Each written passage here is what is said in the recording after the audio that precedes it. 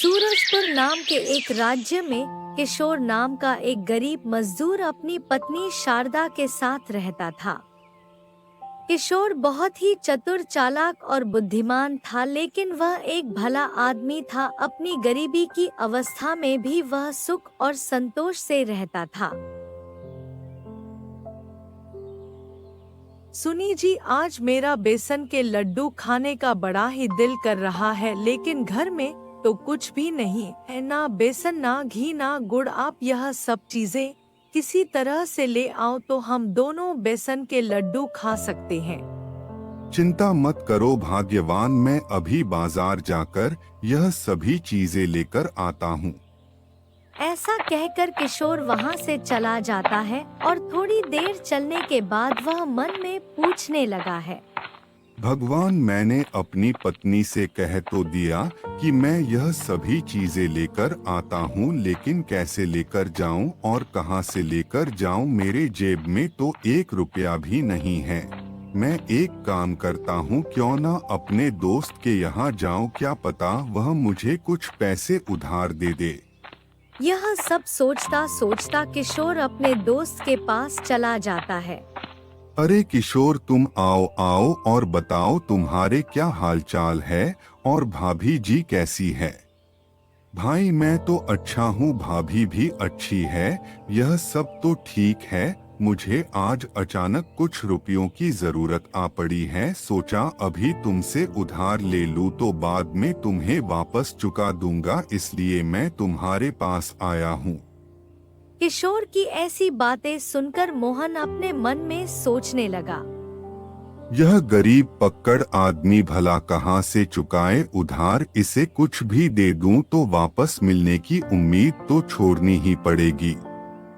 तभी अंदर से मोहन की पत्नी की आवाज आई, अरे सुनिए, खीर बनकर तैयार है, ठंडी होने से पहले खा लीजिए। घर से आती पत्नी की आवाज को सुनकर मोहन हड़बड़ा गया, लेकिन वह तुरंत स्थिति को संभालते हुए बोला, अच्छा किशोर, लगता है मेरी पत्नी ने खिचड़ी बना ली है, शायद पेट भरने लायक भी पूरी ना पड़े, मगर आधे पेट खाकर ही संतोष करना पड़ेगा, क्या करें, मजबूरी है।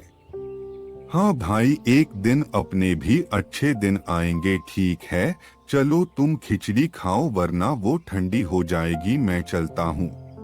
ऐसा कहकर किशोर वहां से चला जाता है और वहां से थोड़ा आगे जाने के बाद वह अपने मन में सोचता है, मोहन मुझे कुछ भी देना नहीं चाहता था, इसलिए कुछ ना होने का वह दिखावा कर रहा था। उसके घर से मीठी मीठी खुशबू भी आ रही थी, जरूर उसकी पत्नी ने खीर बनाई थी। इस तरह सोचता सोचता किशोर चले जा रहा था और परेशान हो रहा था कि अब उसे पैसे उधार कौन देगा। उसे अपनी पत्नी की इच्छा की बड़ी ही फिक्र थी। फिर चलते चलते उसकी नजर एक हवेली पर पड़ती है, जिस पर बहुत ही अच्छी सजावट हो रखी थी। पास से गुजर आदमी को रोककर किशोर ने उससे पूछा, क्यों भाई, यह किसका घर है और आज यहाँ इतनी सजावट क्यों हो रखी है? अरे तुम नहीं पता, यह इस नगर के ठाकुर साहब की हवेली है। उनके यहाँ उनके लड़के की सगाई हुई है, इसीलिए वह भंडारा कर रहे हैं और घर में सुख शांति के लिए पूजा का आयोजन रखा है। पिछले 3 दिन से पूजा पाठ हो रही है, कल पूजा पाठ खत्म हो जाएगी और कल पूरे गांव की दावत है। यहाँ भंडारा तो कल है, मेरी पत्नी की इच्छा तो आज बेसन के लड्डू खाने की है, क्या करूँ, कुछ तो सोचना ही पड़ेगा। चलो ठीक है भाई, मुझे खेतों में जाना है, मैं चलता हूँ। फिर किशोर अपने मन में कोई तरकीब सोचने लगा। कुछ ही देर में उसके मन में एक उपाय आया और वह बहुत खुश हो गया और वह वहां से चल पड़ा और सीधे बाजार में चला गया और एक बेसन के व्यापारी के पास जा पहुंचा। राम राम सेठ जी, आपके गोदाम में बेसन की कुल कितनी बोरियां होगी? राम राम भाई, तुम कहाँ से आए हो? मैं ठाकुर साहब के यहाँ से आया हूँ। ठाकुर साहब के लड़के की सगाई हुई है, इसलिए कल वह गांव में भंडारे का आयोजन करना चाहते हैं। अच्छा ठाकुर साहब के लड़के की सगाई हुई है, हमारी तरफ से ठाकुर साहब को बधाई बोलना। और हाँ, कितनी बोरी बेसन चाहिए ठाकुर साहब को? यह तो मुझे नहीं पता, मुझे तो बस केवल इतना कहा है कि किशन सेठ यहाँ पर पता कर लेना कि उनके गोदाम में बेसन की कितनी बोरियां हैं और थोड़ा सा बेसन उनसे नमूने के तौर पर लेते आना। देखो भाई, अपन तो एक तरफ से बोरियां लेते हैं और दूसरी तरफ दुकानदार को बोरियां बेच देते हैं, लेकिन अभी अपने गोदाम में कम से कम 50 या 60 बोरियां तो पड़ी ही होगी। और मुझे जहां तक पता है इतने में ठाकुर साहब का काम हो जाएगा। और जहां तक नमूने के तौर पर बेसन देने की बात है तो वह मैं तुम्हें अभी दिलवा देता हूँ। अरे ओ राजू, जल्दी इस आदमी को पाव भर बेसन दे दो, यह नमूने के तौर पर ले जाकर अपने ठाकुर साहब को दिखा देगा। फिर किशोर ने वहाँ से पाव भर बेसन लिया और वहाँ से चला गया। और फिर वह चलता चलता एक घी के व्यापारी के पास गया।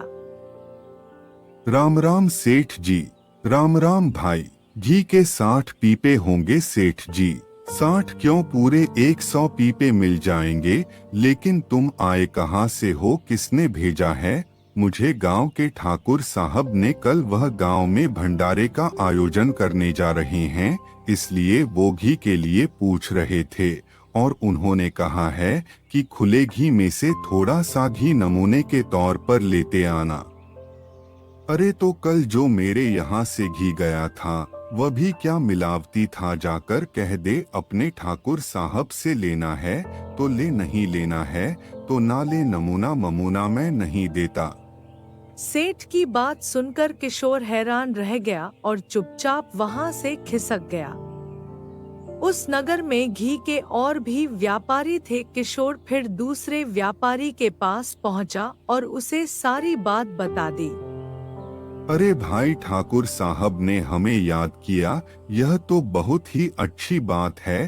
तुम चिंता मत करो, नमूने के तौर पर मैं तुम्हें अभी घी दे देता हूँ। फिर व्यापारी ने नमूने के तौर पर किशोर को एक केतली में घी दे दिया। किशोर बड़ा ही खुश होकर लेकर वहाँ से चलता बना और चलते चलते वह एक गुड़ के व्यापारी के पास गया और उसे भी यही बोला कि उसे गांव के ठाकुर ने भेजा है और नमूने के तौर पर थोड़ा सा गुड़ चाहिए। तो व्यापारी ने उसे गुड़ देते हुए कहा, यह लो भाई, तुम यह गुड़ की डेली, और यह गुड़ बड़ा ही अच्छा गुड़ है। और जल्दी ले जाओ ठाकुर साहब के पास और जल्दी वापस आना और बताना कि कितनी बोरियां भिजवा है। किशोर गुड़ लेकर वहाँ से चलता बना। अब लड्डू बनाने का सारा सामान उसके पास इकट्ठा हो चुका था। फिर शाम होने तक वह अपने घर पहुँच गया और अपनी पत्नी को सारा सामान दे दिया। अरे आप तो सारा सामान ले आए, मैं तो सोच रही थी कि मेरे मन की बात मेरे मन में ही रह जाएगी, लेकिन आप तो सारा सामान ले आए। चलिए अब मैं जल्दी से लड्डू बना देती हूँ और आप हाथ पैर धोकर आ जाइए। फिर शारदा ने कुछ ही देर में लड्डू बनाकर तैयार कर दिए। सहयोग की बात है कि उसी दिन रात को इस राज्य के सूर्यवीर सिंह भेष बदलकर उस राज्य में घूम रहे थे। तो वह चलते चलते किशोर की झोपड़ी के बाहर आ जाते हैं।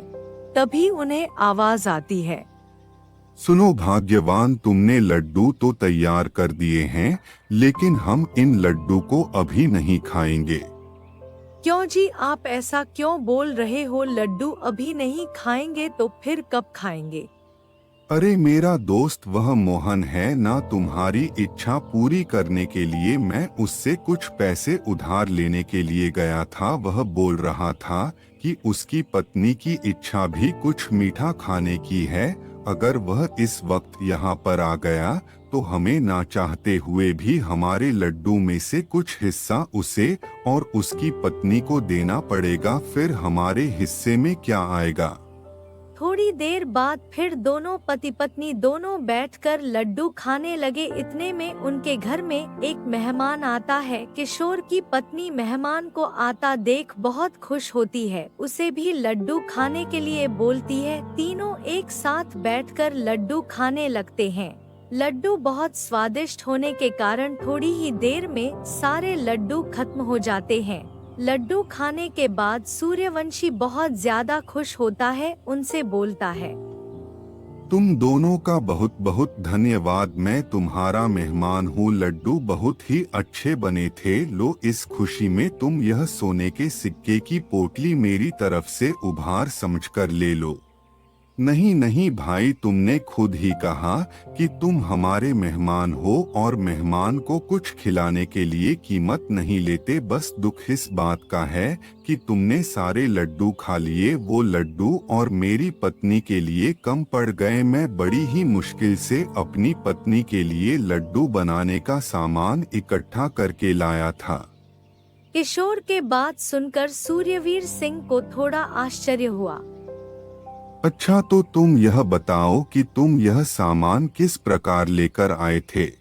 फिर किशोर ने बिना झूठ बोले सारी बात उसको बता दी कि कैसे उसने बेसन, घी और गुड़ का इंतजाम किया और अभी यह सारा सामान भी खत्म हो चुका है, इसीलिए और लड्डू नहीं बनाए जा सकते।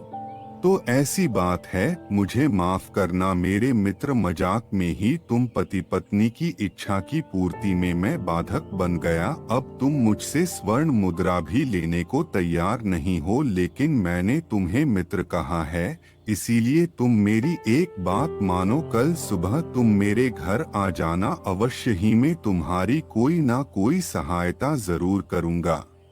ऐसा कहकर सूर्यवीर सिंह वहां से चले गए और घर में आकर उन्होंने अपने नौकर से बोले, कल एक गरीब आदमी अपने घर में आएगा जिसका नाम किशोर है। उसे बिना किसी रोक टोक के और सम्मान के साथ मेरे पास ले आना। ठीक है जमींदार जी।